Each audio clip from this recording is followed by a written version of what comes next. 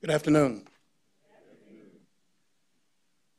I am the last speaker, and that probably means one of two things. I'm also a Baptist preacher, so it may be that this is going to be a sermon that's going to take a long time, or it may be that this will be a very short presentation on my part, because I know all of you are tired. But let me first of all thank you for inviting me here on this occasion.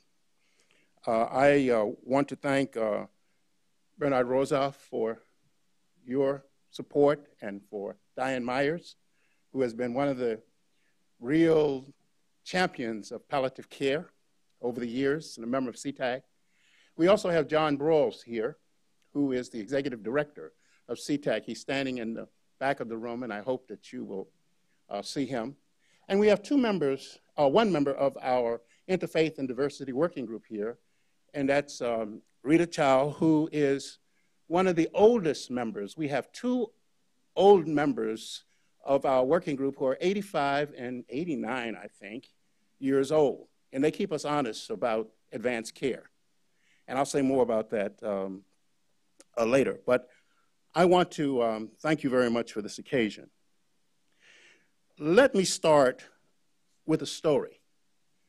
And as a Baptist minister, we always have stories. I hope, Dr. Freeman, you're aware of that. There is a story told of a man who insisted that he was sick. And after many years, he went to his family, and his family decided that he should see a doctor. So they made an appointment, and he went through a physical, but he was found to be in perfect health. Several years later, this man died. But before he died, he had engraved on his tombstone, "I told you I was sick." This example of this man in this story really highlights the reality that we face as individuals who deal with issues of palliative care and issues of advanced care. This man insisted that he was sick, but his family didn't believe him. He experienced symptoms that his caregivers, those who loved him most, dismissed. Perhaps they thought he was a hypochondriac. Maybe they dismissed him because they thought he was suffering from Alzheimer's or some other mental disorder. There also seemed to be a gap between the symptoms he experienced, the tests that were administered, and his diagnosis provided to him by his doctors.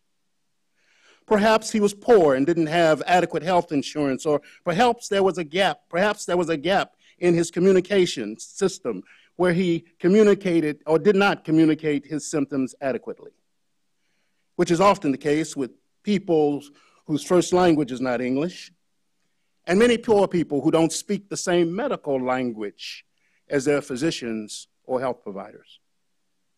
This story also provides an example of a person of faith determined to have the last word. On his tombstone, he insisted that "I told you I was sick." It highlights the need for trust between person, his family, and health professionals, and illustrates the complexity of communication with people with advanced illness. Today, as we gather here at the IOM Health and Literacy and Palliative Care Roundtable to discuss CTAC's response to this issue, I encourage you to raise questions with me as we explore issues that are sometimes not on the table. Today, we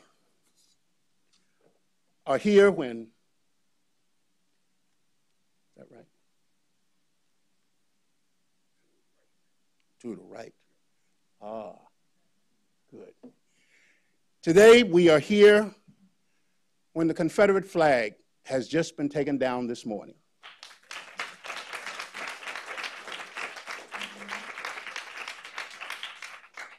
Now, I know many of you wonder, what does that have to do with palliative care?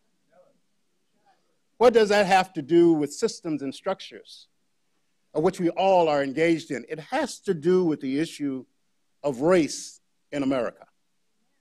And the reality that we face as individuals who are in this room and who are part of the medical profession is, how do we deal with diversity and race, and how do we help the most vulnerable in society? People often don't have and receive the care that they want and need during advanced illness. Some of that is based on their own sense of selfness, but others of that is dependent on who they are in community. Closing this gap will require, according to the IOM report, broad engagement of actors in the healthcare field, social and supporting service sector, as well as the organizations and institutions on which Americans rely for practical assistance, spiritual support, information, and advice. CTAC's vision is that all Americans with advanced illness, especially the sickest and most vulnerable, receive comprehensive, high-quality, person and family-centered care that is consistent with their goals, values, and honors their dignity. This is the big picture. CTAC was formed to close the gap between what people want and what they get in advanced illness. When you look at the statistics and look at the numbers of people that are involved in CTAC, you see 120 plus organizations and leaders. And what we do at CTAC is achieve our mission by empowering consumers, changing the healthcare delivery system, and improving public and private policies and enhancing provider capacity. When I became a member of CTAC 4 years ago, I said to myself, CTAC's mission is crazy. The audacity of a group of individuals saying that they were going to transform advanced care in U.S. society is unheard of. And yet, after being at CTAC for a few years, it has become clear that there is a movement afoot unlike any other movement in this nation. A cultural change is happening where individuals and groups of networks across this country are coming together, sometimes disconnected, but dealing with this issue of palliative care and hospice and advanced care. Many of you have seen these groups in your communities. However, it is built on practical collaborations, and it's built on one little simple word: trust. Now, what does that mean, trust? Well, one of the problems with the American African community is that trust has been a problem between the American African community and the medical community for years. Think about Tuskegee and other kinds of groups of men and women that have been tested for illnesses that they did not have, and yet were infected with illnesses that were beyond belief. Albert Einstein said something really interesting some years ago. No problem can be solved from the same level of consciousness that created the problem. And yet, many of us do the same thing, the same way, over and over again, expecting different results. We must begin to build relationships, and that's what CTAC and our community engagement is about, and that is building relationships, building bridges, and making connections that are not there.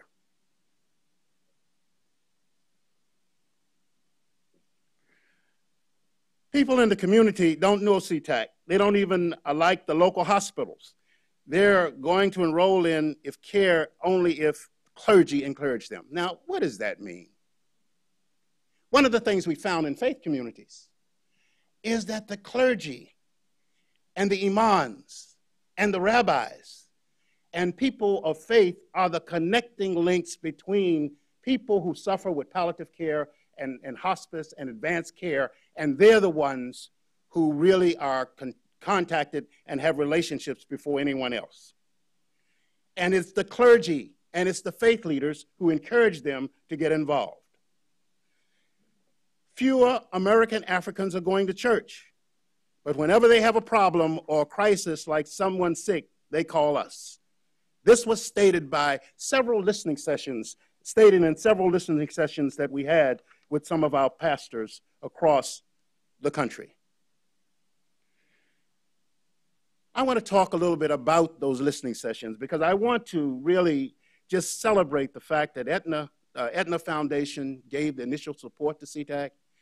And I also want to celebrate the fact that Kaiser in the Oakland area was very instrumental in helping us do start the Alameda County project. And some of you sitting in this room were very instrumental in helping to develop that. And I want to thank you for that, and we'll say more about that later.